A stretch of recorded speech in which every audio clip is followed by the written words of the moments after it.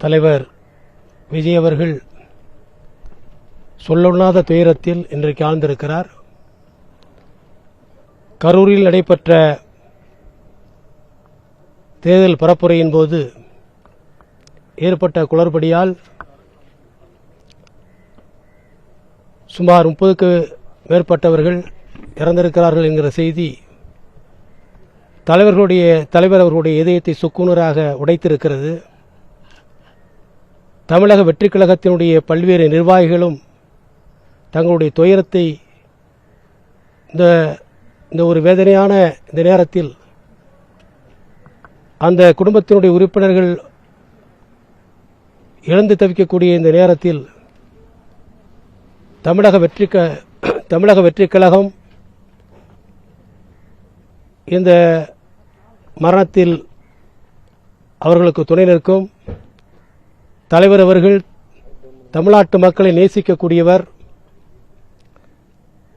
இந்த கோரமான சம்பவம் அவருடைய மனதை பயங்கரமாக பாதித்திருக்கிறது. ஆகவே அடுத்து என்ன நடக்கப் போகிறது என்பதற்காக நாங்கள் தலைவர் அவர்களுடைய இல்லத்திலே வழக்கறிஞர்கள் அணி சார்பாக அங்கே குழுமியிருக்கிறோம். விஜய் சார் என்ன சார் இதை பற்றி பேசியிருக்காரு உங்கள்கிட்ட? என்ன அடுத்த கட்ட நகர்வு என்னவா இருக்கும்? இல்லை, எங்கள்கிட்ட யார்ட்டையும் இன்னும் பேசலை. இப்போ தலைவர் இப்போ அவர் இந்த துயரத்திலிருந்து மீண்டு வரணும். ஏன்னா தமிழக மக்கள் அப்படி ஒரு அன்பை அவர்கள் மீது செலுத்தினார்கள். இப்படி ஒரு துயரமான சம்பவம் நடந்திருக்கு. இதை பற்றி எல்லாம் இதை பிறகு இன்வெஸ்டிகேட் பண்ணி இப்போ நானே பேச முடியாத ஒரு சூழ்நிலையில் இருக்கு. பிறகு தலைவர் அவர்கள் தங்களுடைய விஷயங்களை சொல்லுவார்கள்.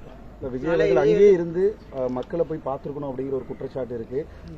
ஒரு சில மணி நேரங்களுக்கு பிறகுதான் அவர் இரங்கலை தெரிவித்தார் அப்படின்றது இருக்கு. இல்ல முறையில் அவர் என்ன சொல்ல தலைவர் அவர்கள் உடனடியாக இந்த செய்தி வந்த உடனடியாக தன்னுடைய வருத்தத்தை பதிவு செய்திருக்கிறார்.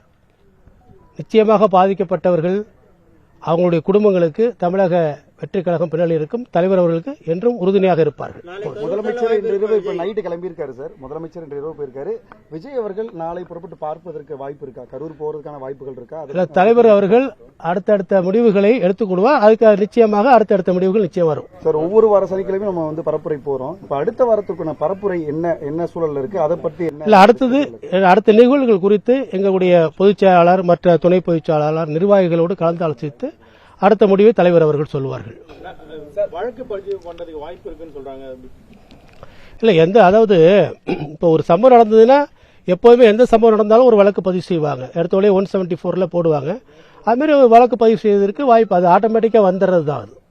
அது காவல்துறை கொடுத்த நிபந்தனைகளை முறையா பின்பற்றல அப்படின்னு ஒரு குற்றச்சாட்டு இருக்கு. குறிப்பா 10,000 பேர் தான் இங்க கூடுவாங்க அப்படிங்கிற மாதிரியான ஒரு ஸ்டேட்மெண்ட் கொடுத்திருக்காங்க. ஆனா அதையும் மீறி அந்த கூட்டம் கூடி இருக்கு. சோ அதெல்லாம் பின்பற்றல அப்படின்ற ஒரு குற்றச்சாட்டு இல்ல.